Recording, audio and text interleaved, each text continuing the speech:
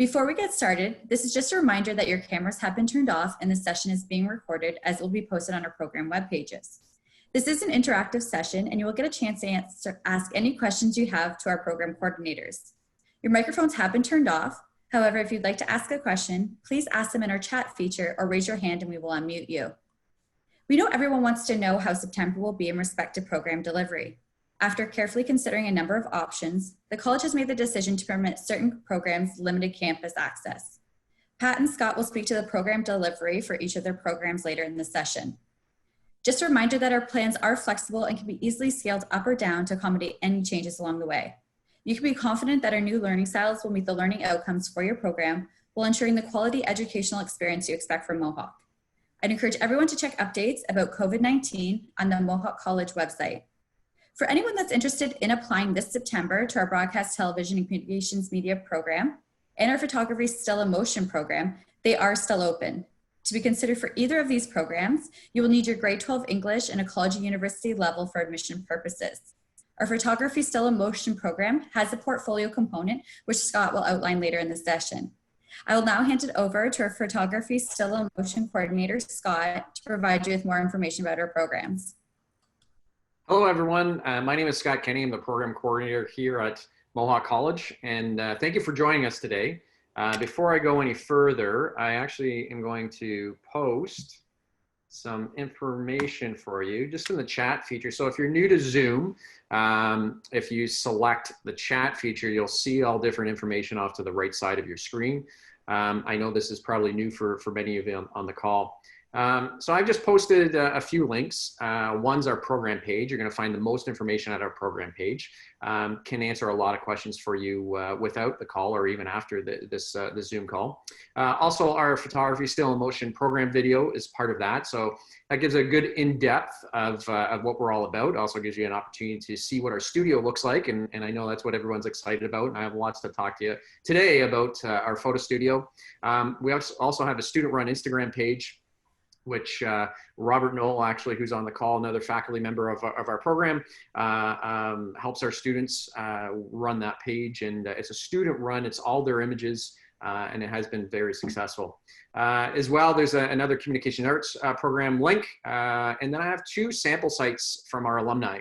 One from Carlo King, who's heavily doing video on our video side, on the photography side, all over Ontario and in Canada, actually, and also a very successful wedding photographer, Lauren Baldessari, who graduated from our program not too long ago and was named top 30 under 30 wedding photographers in Canada. So I guess right now, Sam, before we move on to TV, my question would be out to the audience so I can help kind of mold my my script, I guess, to them. How many people are interested in the photography program? I don't know if you can comment in chats or. Is everyone on this call interested in the television broadcasting? We Okay, have Kyle. Okay, excellent. I see you're quite interested. Fantastic. It's great. To get into our program, as Sam mentioned, you will need your grade 12 English grade as well as 5 images. I'm the one that grades those 5 images. You don't have to. I actually have a link about portfolio tips, which you'll find in what I posted there. You don't have to wow me with great locations far, far away. You don't have to go rent a Ferrari and take pictures of that. I'm really looking for somebody that has a good eye for composition. You can use your iPhone or any phone that you have or a tablet. It doesn't have to be a DSLR or mirrorless type camera or pro camera because we're not looking for that. We don't expect that. So as long as you're able to create 5 images, and I'm really looking for consistency. So somebody that has an eye, someone that we can mold into being a strong photographer. If you have that eye, we're really going to help you get to that next level.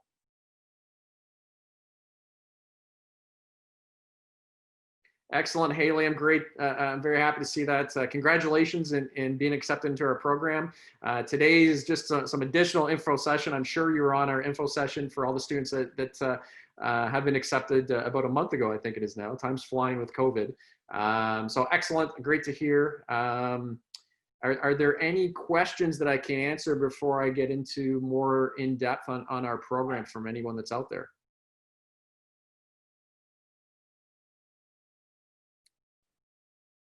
Interested in the communication media practices program. Maybe Sam can speak more to that. Yeah, absolutely. So Megan, if you want to provide us with your email address, we can reach out to you directly, whether it's a phone conversation or over email, to highlight our communications media practices program. We don't have any of the faculty on this call today, but we can have a one-to-one conversation after, and I can address any questions that you have, and as well as helping you with next steps. So I guess I'll just add to all the information, of course, is there. I definitely can get more in depth about it. I am sharing this with TV here today. Meg, she's just asking if she puts her email right there under the chat feature, Sam. So the big question is what we're going to look for September. I'm sure you're all asking, and we will have components that are online. We will. All our post-production classes, of course, they will be online for September. And some of the entry level first semester classes will be online, photography fundamentals, for example. The studio class that is very hands-on, very in-depth, and very interactive will be still in the studio. In fact, it's going to be smaller groups. We have been approved for that. We're working on, even I don't know completely what it's going to look like right now, but things change daily. And we're going to be practicing, of course, at a safe distance, smaller groups. And I think out of any year for a photography student to start right from the start, it's going to be the most one-on-one time with your professor ever, because we normally have 30 intake per class. So we are 60 intake in total. So we have 2 sections. And 30 can be tight into the studio, and so it definitely won't be that. So it's going to be much smaller, and still same hands-on, still the same professor teaching that as well. Our whole theory in our program is something called lecture, shoot, critique.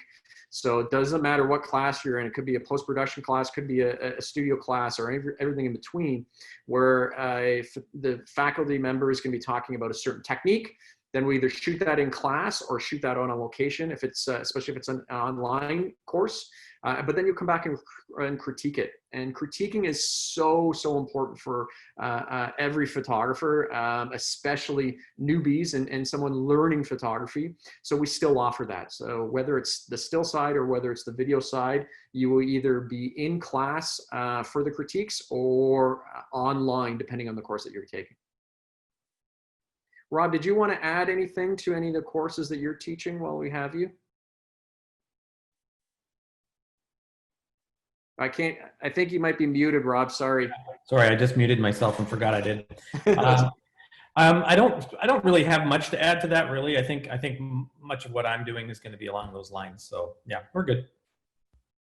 Awesome. I'm just looking at the chat to see if there's questions. I think we're good. Excellent. Just posting additional links. So a question, will it be realistic to take both photography and television? You can. In fact, we've had students do that. You're basically looking over 5 years to do that. The 2 courses are definitely different, but as the technology is evolving, we are starting to see a nice connection with many of the programs in the media, actually. And very different programs, but similar in the sense of we of course are still in motion. Motion is the photography industry term for video. And of course, which Pat will speak to, is very heavy on the video side. I guess that's a great segue. Maybe to go to Pat for TV. There we go. No, click. Yeah, as Scott said, I'm going to add some links. Let me just grab them here that can give you some further insight into our program and give you some examples of things our students have been working on. Let's see if they all go there. So as you step through those links, maybe if you copy and paste them off to another document so you can give them a look later. There's our program page there that would give you an overview of what our 3-year program of study looks like and the requirements to get into the course and expectations of the things you need to have in place and have ready to be successful in our program.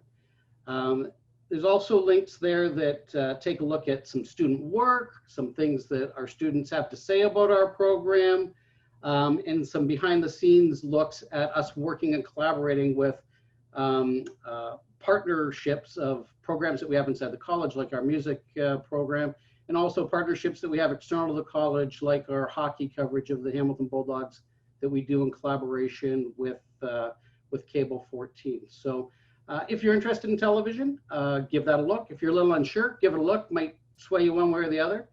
And what a lot of people want to know before they're entering on our program is what can they expect. Before we get to the what we can expect in terms of delivery, is it's going to look in the fall delivery with COVID-19 delivery models in mind. A little bit of what to expect from the program as a whole. And really, the thing that you can most expect from our program, it's a 3-year program.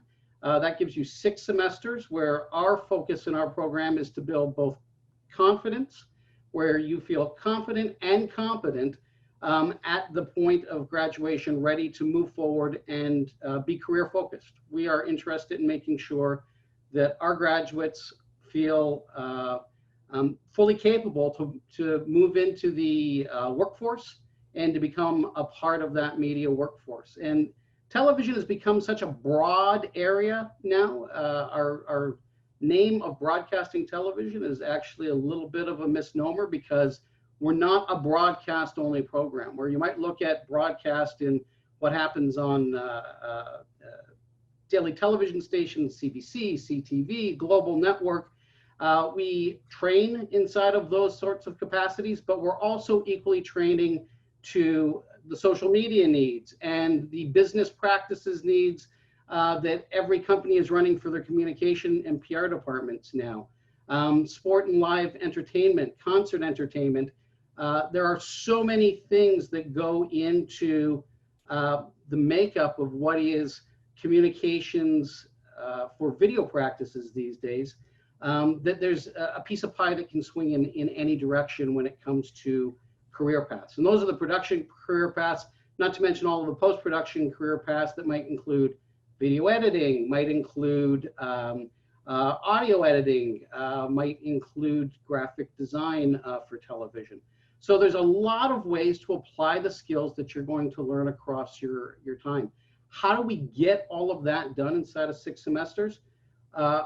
Number one, experiential learning is really, really big in our program. We spend a large amount of time doing in real situations. And sometimes we will set up what are simulated versions of what is happening in the industry, so that you can get a feel and a taste for what that's like. But we quickly accelerate those simulated versions to actual authentic learning examples where we have you working with clients directly. And all of that working with clients not only carries on to build your production skills, your shooting skills, your editing skills, it builds your capacity to work with real crisis. It builds your capacity to work with an actual client. It builds your capacity to meet actual deadlines and have to negotiate to some extent any challenges that might be arising in the production workflow. So our goal is to have you come out highly competitive.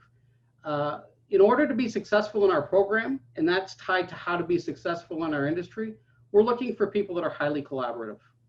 We are in such a collaborative industry that what we need from our intake is the ability for people to work with other people. There is nothing in our business that gets done as a solo siloed experience. 99% of our business is a vast amount of people working collaboratively to meet incredibly tight deadlines, to meet incredibly complex workflows, to meet incredibly challenged crisis situations that we always have to solve the problem. And keep in mind, we're in a business, whether it's corporate delivery, whether it's broadcast delivery, we can't just push off deadlines. We can't say, well, the sporting event we're covering will just start 1 hour later today, or the news that usually goes on at 6 can go on at 7:15. And that's just the same in all of the business practices that you would work in communications media. Because if you're doing a big product launch for a company, you can't move the project launch date.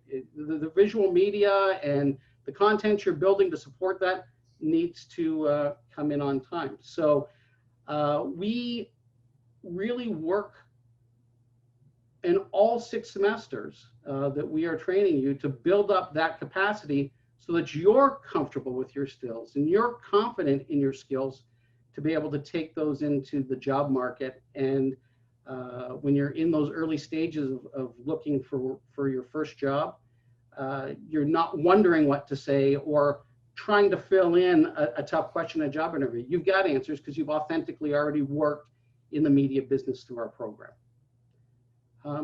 Having said that, we probably, as we get through Q&A, can talk about some of the experiences that we expose our students to.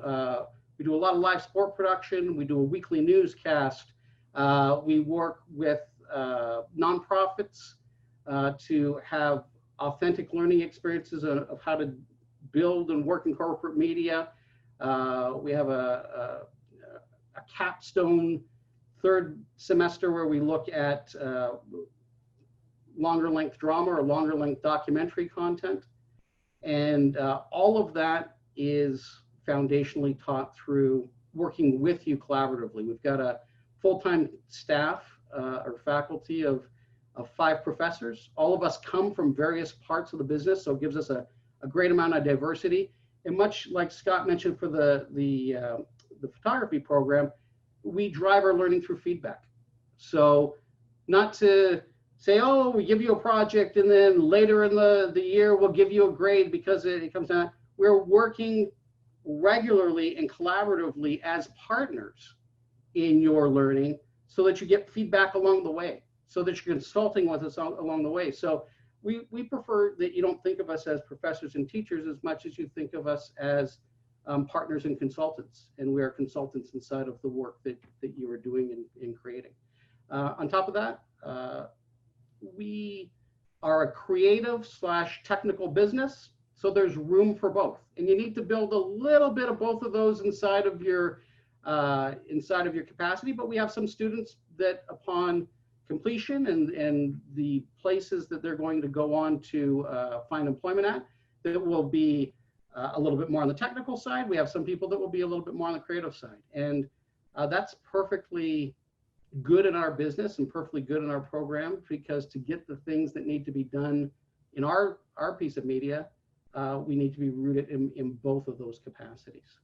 We also have extensive partnerships and a long legacy of graduates throughout the business that when it comes to work placement, pretty much anywhere that you want to negotiate a work placement to, we probably have somebody internal that is a past graduate there, and we can start to work at where that work placement might be. And the legacy of graduates from our program, we've been around a long time. It goes deep. They're high quality graduates. They've climbed the ladder all the way to the highest levels of function inside of this business, and they're good about giving back to our program and about looking to that Mohawk legacy as we build those partnerships to have great work placements, have great insights on what's coming around the corner in the business so that we're current. And of course, there's no business out there that would say, well, because I went to Mohawk, I will hire Mohawk exclusively. But there is a certain amount of legacy pride that goes with our program that they can't exclusively hire, but it might just be a little bit of an edge or an advantage. On that note, any questions? Kyle had a question. He was told that the television course is 50% fieldwork and 50% theory. He wants to know if that's true and if you can speak to that. I think your source is just a little bit off there, Kyle. I would say we're more of an 80-20, with 80% being the field work. I would also suggest that when we say, is it theory? Theory can be embedded into field work. It's not like we avoid theory completely. We teach theory in a capacity that has it embedded into field work. So if you were asking that question from the sense of, do I spend a lot of time in lecture classes versus working classes, lab classes, production classes, no, we skew much higher to those working lab skill-based production classes, but we are also threading theory into those classes. So no long, dry lectures, no big midterm and final exams in the way that we structure our program, but plenty of what you need to know to function in this business put into those real world learning experiences. Scott and Pat, can you maybe speak to any of the software or equipment that is required for your programs and the specs around both of those? Yeah, sure. I can speak to that first. So one of the links goes right to our program page, and if you click into that, you can find everything that you'll need for this program. So one of them is you need your own camera, and photographers have to have their own camera, of course. So mandatory that you have your own DSLR or now mirrorless. We started that actually intake last year in 2019. The specs are all there as far as what you need. It has to shoot still, of course, as well as video, and has to hit those specs. You also need a tripod, and you also need a flash that goes fully manual as well as automatic. In fact, Rob will be the guy that's going to be teaching you how to use that external flash as well. And then you'll need we're a MacBook Pro, mandatory MacBook Pro, as is our industry. We want their students to be fully ready to get into that industry. My ultimate goal is that you're employed and working in this industry and not flipping burgers after the 2 years you're here. We want you working in the field, and we're going to give you those contacts to help you with that. And then, of course, you'll need Adobe CC. It's a subscription. It's a monthly fee. And the main thing you'll be using on your first semester is, of course, Adobe Photoshop. You'll have full classes in Photoshop. And then second, third, and fourth semester will be an even split between your still and video. So you'll need your Premiere Pro, plus we get into a few more courses that are, software applications that are part of Adobe CC. And also, I just saw there's a question from Kaylee. Sorry, Sam. Just to go on from that, and I don't want to, if there's any questions on what I was just talking about, but for the photography program, how often can we expect to be at the school in the fall? So this fall, our studio classes will be on campus. Majority of the other classes, or all the other classes, won't be at this point. Again, we'll see how things change until we get to September. I'd prefer to have you in the studio as much as possible. So minimum 3 hours a week, 3 to 6 hours, I'm going to say. Our schedule isn't ready yet. It's almost there. It hasn't been approved yet, but once it does, we'll have that out as soon as possible. Another thing that we didn't mention is the equipment room. And one of the greatest things about our program is our equipment room. We have so much glass or high-end pro lenses, as well as a big rig, sliders, all different stuff for video and LED lights and so on. So yes, you need to supply your own camera, you need to supply your own flash tripod, but the big expensive stuff is in the equipment room. And because of COVID-19, it's going to be a little bit trickier, a little bit different. However, we've been approved. So you will have access to get equipment from the equipment room. So just to kind of help you out there, Haley, is, even if you might have one studio class a week, you're still probably going to want to come to campus to use some of that gear that's in our equipment room.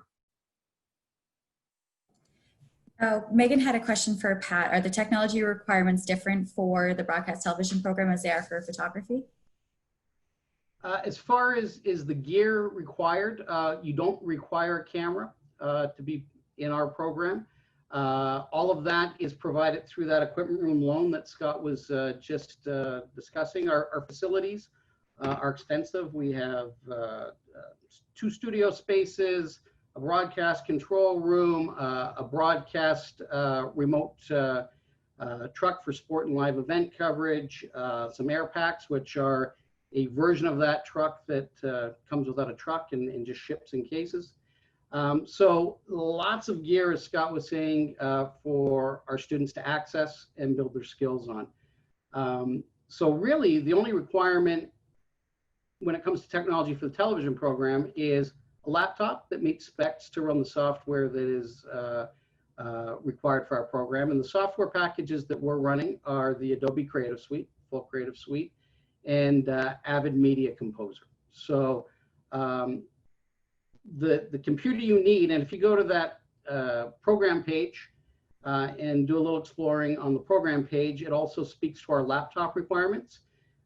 If you have a friend that took this program a year or 2 or 3 years ago, they might say, oh, here's the requirements for the Apple laptop that you must have. We've updated those requirements just recently so that there are PC options as well as Apple options.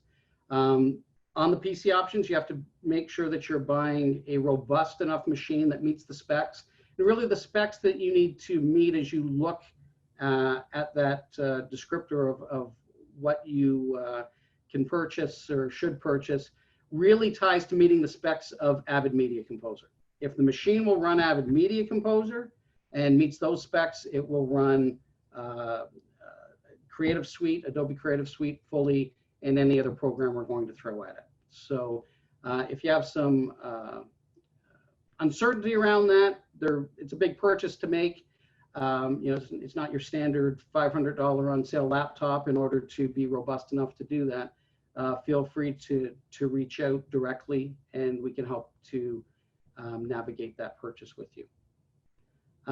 I'll touch on the COVID-19 delivery for television. Scott touched on what photography would look like. We would look very similar. Our courses that you have in the first semester that lean toward more production, more hands-on, more learning gear, the things that would happen inside of our studio spaces, our training on gear inside of our control room spaces, learning to shoot with equipment that's going to come from the equipment loan space, cameras and audio gear. That will happen on site. So we do have clearance to do those courses on site. The courses that lend themselves more suitably to an online delivery, like post-production courses, learning how to video edit, learning how to graphically design inside of Photoshop and After Effects, those courses lend themselves well to an online delivery.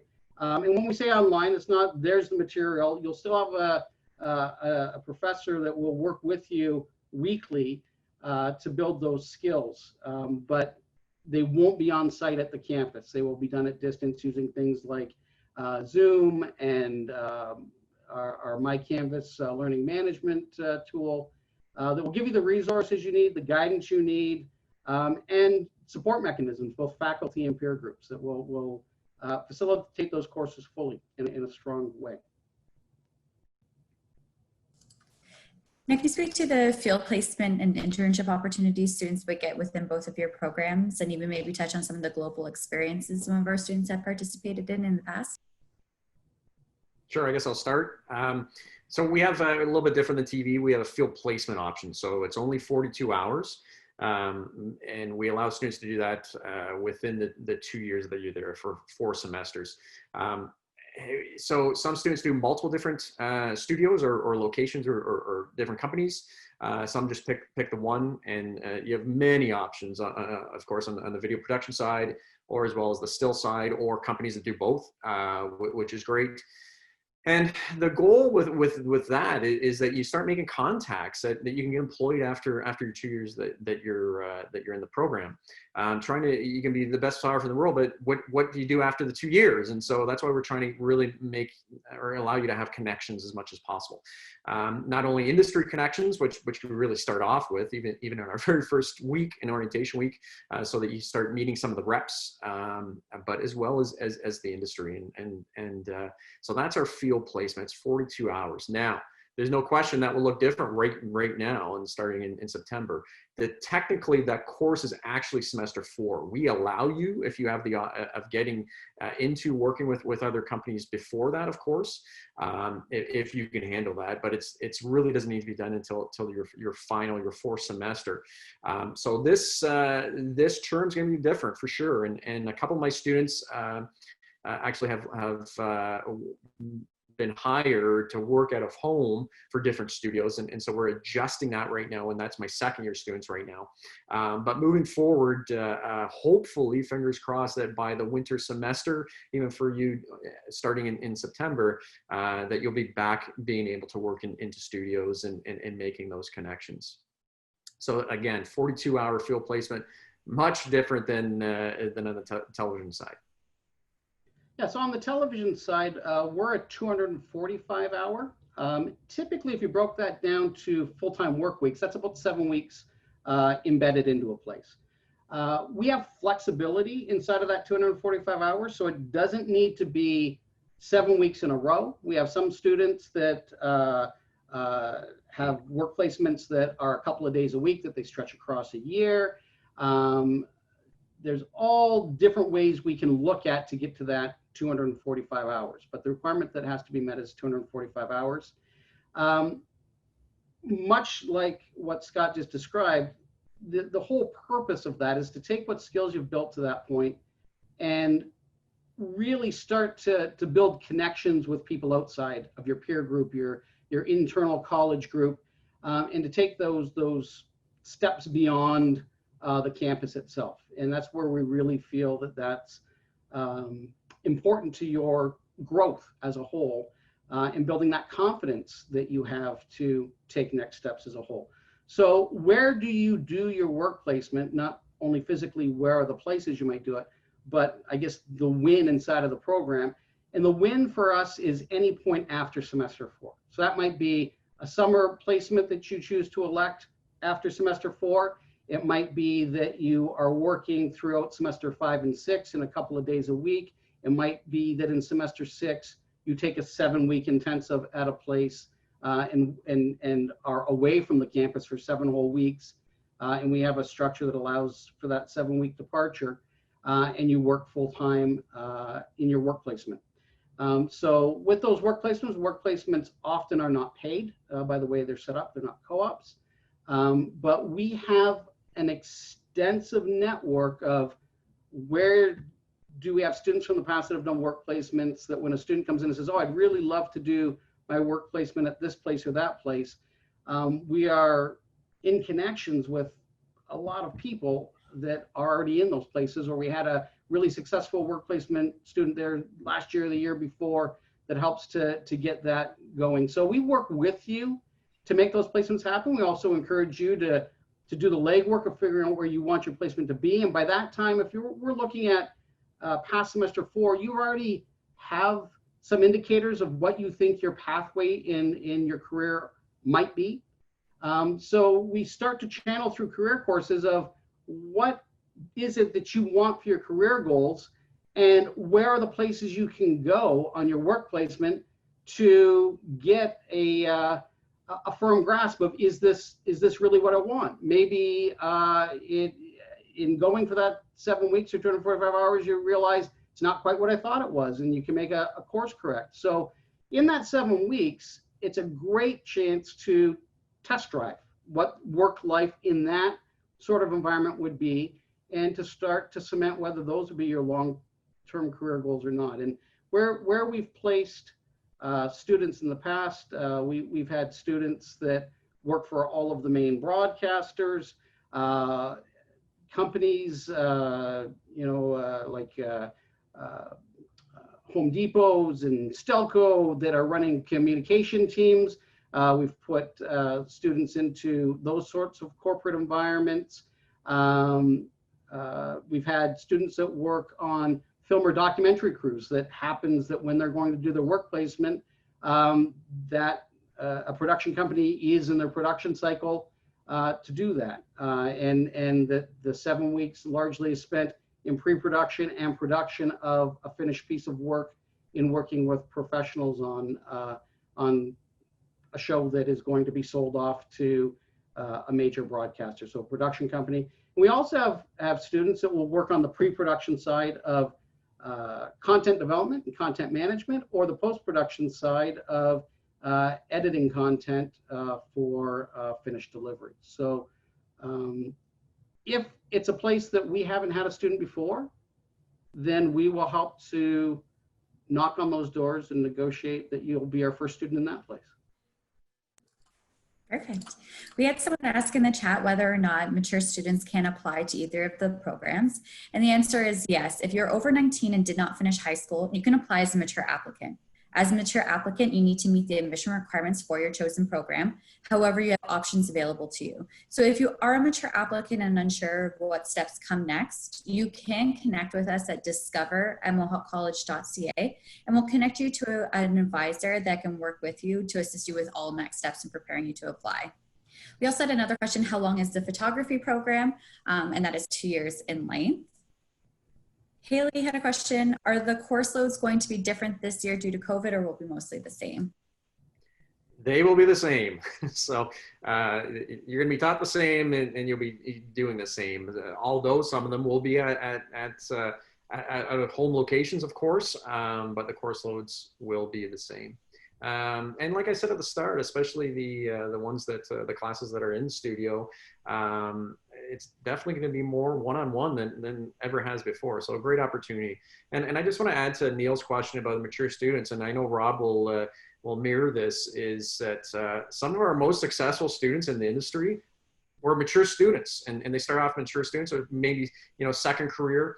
If you scroll up to the top, I don't know if you saw this earlier, Neil, you'll see some links that I posted, but one of them is Lauren Valvasori. She was a mature student, and her dream was to be into photography. She was started off in insurance, and then went back to school and is just crushing it out in the real world and following her passion, following her dream. So yes, Neil, in fact, I welcome that very, very much so, because I know you'll be very, very serious about the industry.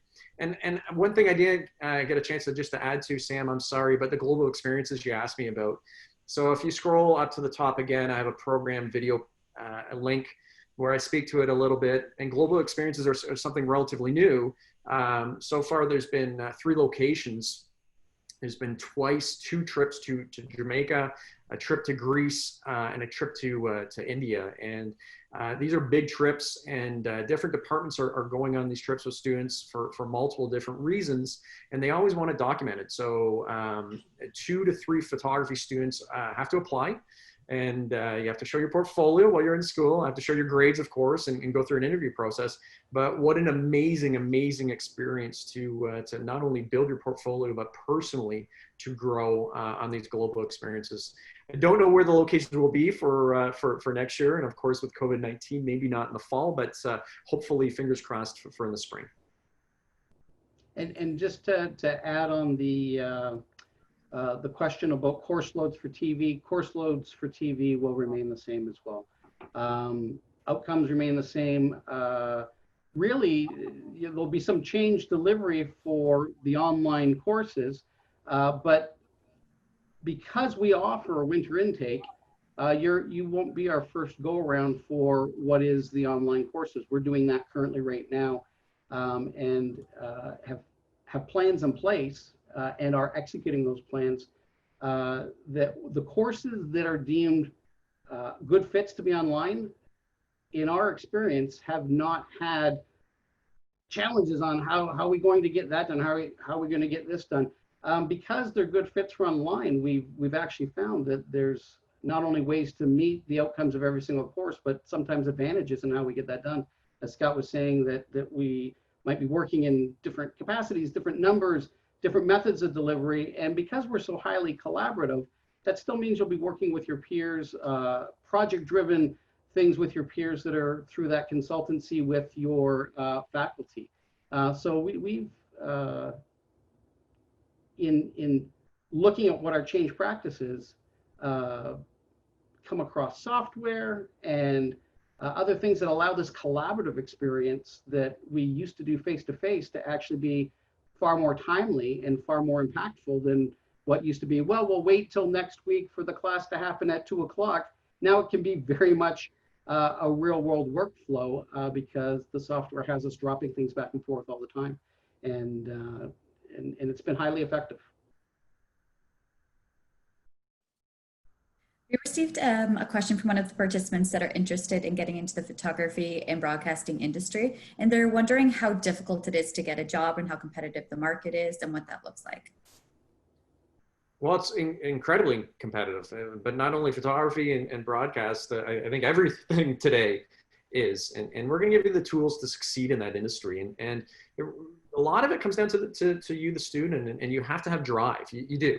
And every student that has fallen in love with photography that I've taught, and I know Rob will speak to that as well, or can speak to that as well.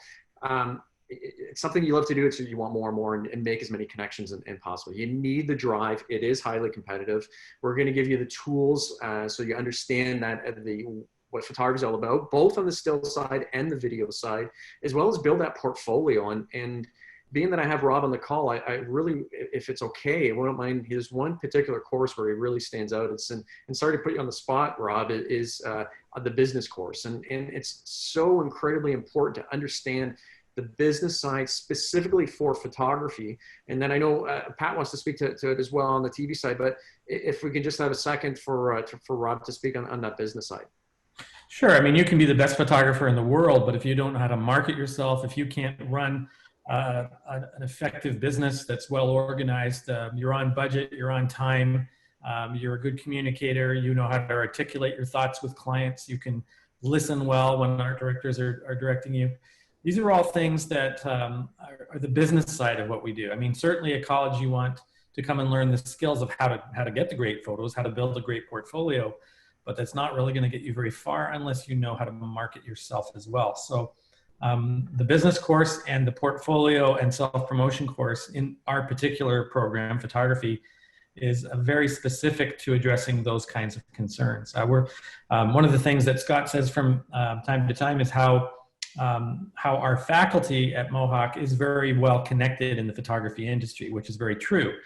And so we can give you like the most up-to-date information on what's going on in our industry, both in terms of technology, but also in terms of the industry itself, the business of photography. So yeah, there's some great stories. I wish we had tons of time to get into that. We have graduates, for instance, one of our graduates that I brought into a Zoom meeting at the end of last term, he works for a company in Ontario called Legendary Motor Car. So here's a photography student that gets to photograph Lamborghinis and Porsches, and you know, it's a dream job. He absolutely loves it. And yet the reality is there aren't as many paid salaried jobs available in the photography industry as there maybe once was years ago. Doesn't mean it's impossible to work as a photographer. We do direct you in the direction of being an entrepreneur, running your own photography business. I truly believe you'll be far more successful more quickly if you decide you want to be an entrepreneur and run your own business, as opposed to trying to work for an established company. All these things we get into very deeply in the program. I just wanted to touch on it today. Hey, thank you. And just to add to that, Rob, from the TV side, that entrepreneurial spirit, it's not for everybody in our line of the business, but we certainly have graduates that move beyond their finishing up with us and move right into a startup business, or work somewhere for 2 or 3 years and then start up their business. So working and building your own business, that branding, that ability to have effective communication skills, effective client skills, the ability to be fluid and agile in situations. Those are very much entrepreneurial skills that are well suited to people on our side, on the TV side, that are running their own businesses. They're also skills that translate into every paid gig that's a weekly paid gig as well, because at the end of the day, all of those things are just part of being a professional. And both of these programs are highly geared to making sure that we're putting out pros. We want to build your skills, your competence, not only in skills to be a pro, but also in how you present yourself and deliver yourself, so that you can be taken seriously as a pro. And to me, that is the launch pad for all careers and all businesses, is taking yourself seriously enough and presenting yourself seriously enough that the rest of the world is viewing you as a professional to be taken seriously.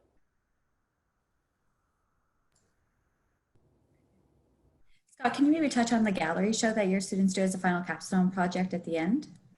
Absolutely. So when you end the 2 years that you're there, we have a fantastic celebration. So not only convocation, but we also have our graduate gallery show, and it's a week-long show. It happens at Hamilton Artists Inc. right downtown Hamilton. We have a great partnership with them.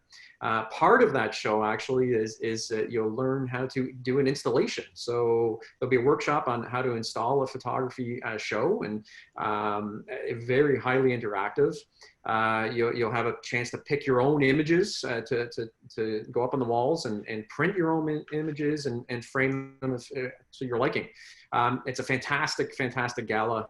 On one of the evenings, and typically on the Friday night, we have a big celebration and gala night where there'll be a big party, and industry will be there, and you get to network. And you know, when you're there, of course, bring business cards, and you never know who you're going to be talking to. And all the prints are for sale, and we also have we're heavily sponsored by many of the manufacturers that are in the industry today, and there'll be a big a prize given out. In fact.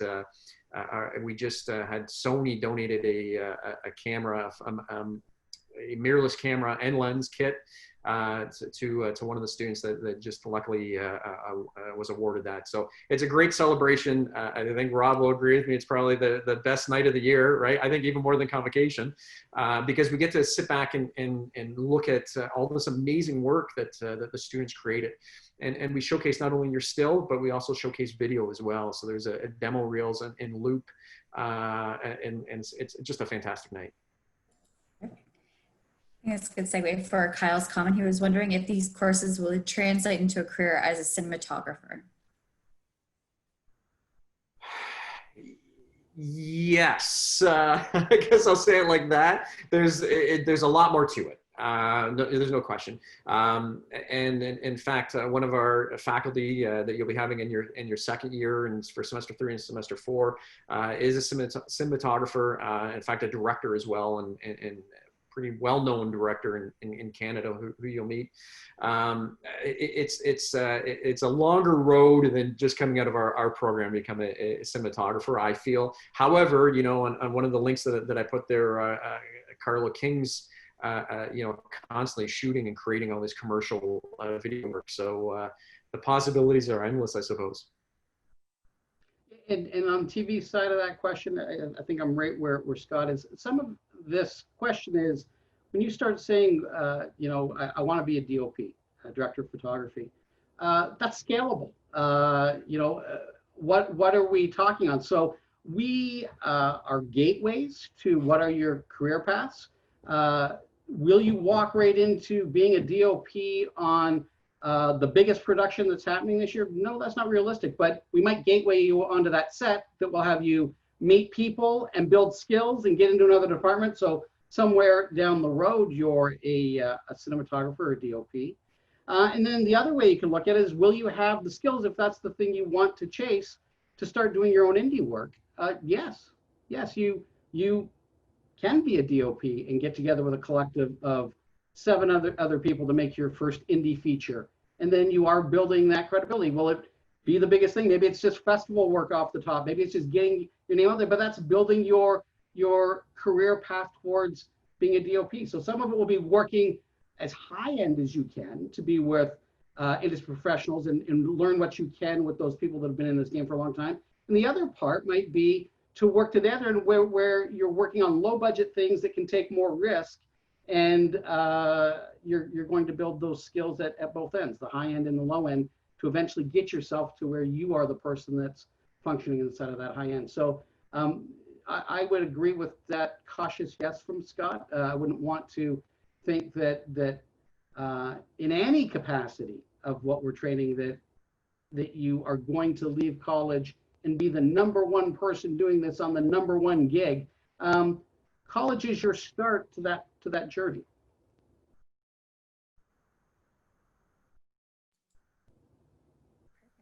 Megan had a question. What is the percentage of getting a job once you graduate from these programs?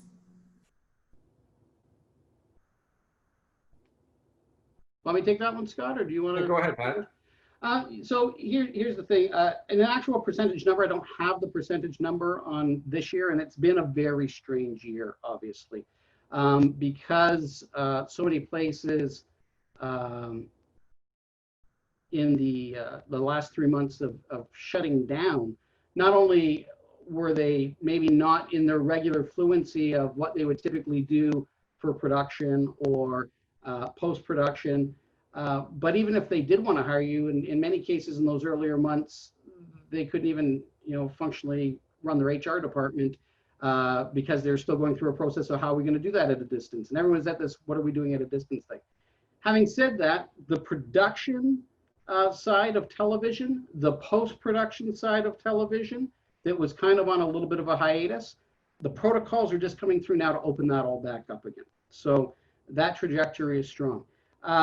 What we did learn inside of this pandemic is the need to communicate doesn't go down. It only goes up. And if everybody sprawled to develop new communication plans that would require some video people and to say, hey, in order to do run our business in a new capacity, we're going to need these new skills. So there is this ramp up of communication professionals are highly needed. And I am very optimistic that there won't be this shrinking in capacity of jobs. I think there'll actually be growth that comes from this. Kyle was wondering, following his previous questions, if you were to take both courses, which would be better to take first, or should there be an overlap? That's a tough question to answer. I think it really comes down to the particular student and where they really have a passion for. I'm looking for students, be the first one to tell you, that want to be there, that want to be in a program. That's why I love our open houses. If we were open, right, we could give you the actual live tour. But I want students that want to be there, that want to create, that constantly want to shoot and train your eye and love it as much as I do in terms of photography, and our great faculty, which they all do. I think that's the biggest thing. And what do you want to create, and where do you envision that initially? We're heavy on training the eye for composition. We're heavy on lighting, heavy on lighting. And so those are real solid skills. But it's 5 years really, so they both can work in both ways. We have had graduates coming in from the TV program, and I can't speak to Pat if he has on the opposite way, but I know that we have had successful students coming through our program after TV. Yeah, that's gone both ways. We've seen some come our direction as well, and I think Scott nailed it when he said, start where your passion is. Because as you build those skills, you want to build them where you really see that that desire to create take root. And as you get further into that rooting, once those roots are more firm, then you can start to spread out and explore a little bit more in other areas. So I would start where your passion lies fully, and for a couple of reasons. Maybe at the end of, if let's say you took photography first, at the end of the 2 years, maybe you're not up for another 3 years. Well, then you've got something that you're really passionate about that you started off in. At that point, if you want to continue further and move into television, or vice versa, if it was television first moving into photography, you can make that informed decision. One thing I can assure you is if you go photography first and it's 2 years down the road, or TV first and it's 3 years down the road, I can ensure that each and every one of you will be a little bit more enlightened and a little bit of a different person after those 3 years, making different decisions for yourselves. Yeah, I agree. I just want to speak that Yobi looks like he has lots of questions. One of his questions was, sorry, I'm just reading it right now. I also heard that the photography business and photography industry are declining because many people took photos easily with their phones and cameras and took photography as a hobby. So I just want to speak to that. And the transition, and all our faculty actually lived through the transition from film or analog to digital. And that there, trust me, I lived it, and I know Rob did as well, was when it was a big change. And it was a scary time. And the industry, if you look at it, as far as quality of work, kind of declined. because people thought they could do it themselves and they could buy a DSLR and do all this stuff. You know, we're talking, that's 17 years ago when that happened. And so we've rebounded heavily from that. So actually, you know, as far as camera sales go, maybe if you look at it that way, but as far as photographer creating images, there's never been a better time. Especially, you have to learn the video side. You have to. So wherever you decide to study photography, please go somewhere where they're going to teach you both still and video. Learning just the still side isn't enough today. And everyone needs images. I'm telling you, everyone, and especially on the professional level. Look at Instagram. You know, look at the videos on Instagram, for example. How many companies, small companies, need web content or Instagram content, and I'm fine. I can't believe how many opportunities out there right now because of the platform that we're using now, and everything's remote, and your brand is the image that you're showing, and that's so exciting for our new students. So I say quite the contrary to the comment of declining for photographers, because it's not. It's actually blowing up. I would agree. If I can just jump in there, I think the thing, you're always going to have naysayers that are going to tell you that the industry is dying. We've been told in the photography industry for decades, beyond decades, that the photography industry is dying. The photography industry is constantly evolving. That much I would say is true, but it is nowhere near dying. In fact, if you think about it, this year, wedding photography basically ground to a halt in 2020.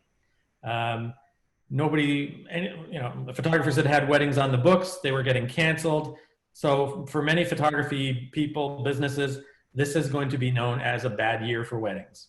But let me assure you that 2021 is going to be a boom year for weddings, because everyone that had to cancel their wedding for 2020 is probably going to move it into 2021.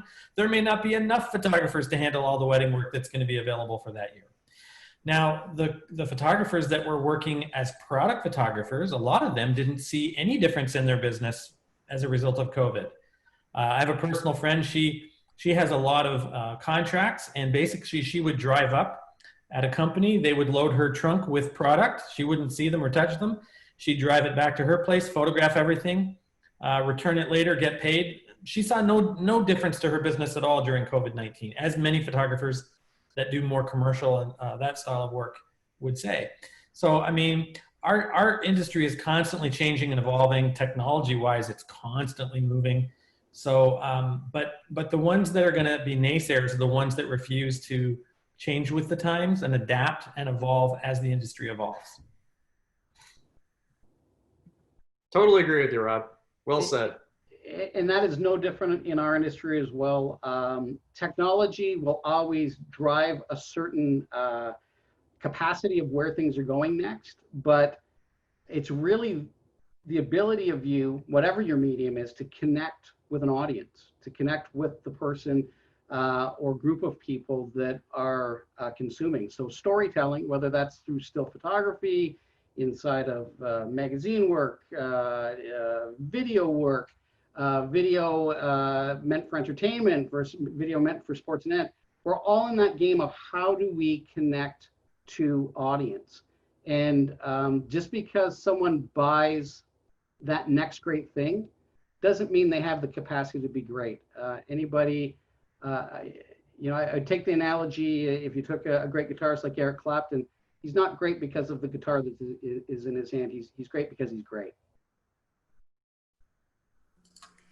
We have a question for Scott and Rob from Neil. He was wondering if the photography program will touch on astrophotography. Currently, no. We don't have specific assignments in astrophotography. Very specific lens choices can be quite pricey. However, we can help you with that. And in fact, we have, I know Nikon was at our school a couple of years ago, specifically speaking to that type of photography. So no, we don't have assignments, but that doesn't mean we can't help you with the skills there. We have actually had a couple of people submit some astrophotography for some of our more open creative assignments that they were certainly encouraged to pursue. We don't specifically teach astrophotography. One of the things that I think Scott and I agreed so much on in the early days was everything about our program is sort of aimed at you making money with your camera as soon as you graduate. And so there are certainly lots of niche areas and lots of specialized kinds of photography, macro photography, astrophotography, underwater photography. We actually don't teach any of those things in the program, but we do focus on the things in 2 years that are going to make you money with your camera as soon as you get out of college. Kyle was wondering, does photography involve costume work to any degree? Costume work, like cosplay? Are you specifically talking about maybe? If you are, we actually have 2 graduates that specifically, and I remember that when the first student came in about maybe 6 years ago now and wanted to focus on cosplay shooting.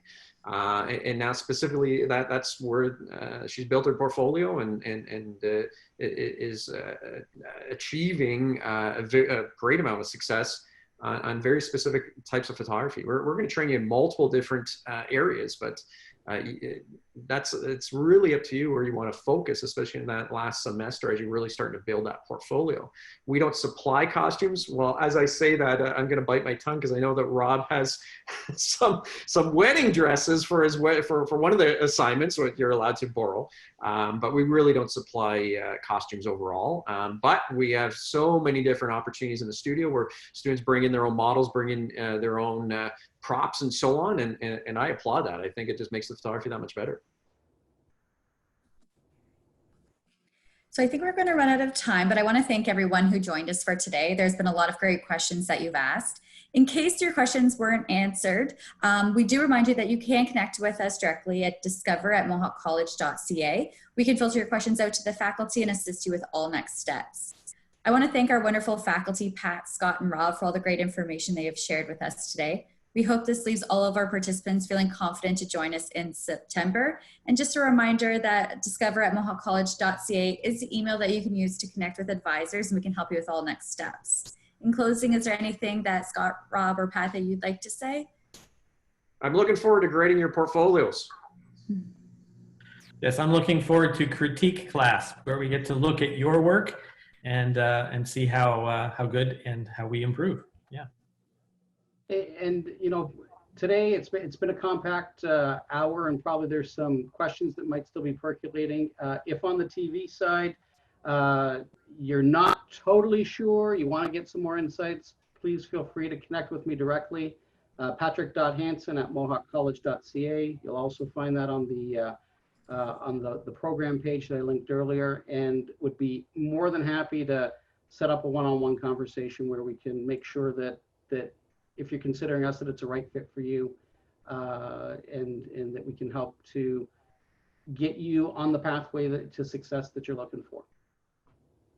And I mirror that, and I'm looking forward to seeing you all in September. Perfect. Well, thanks so much, everyone, and we look forward to seeing you in September. Have a great day.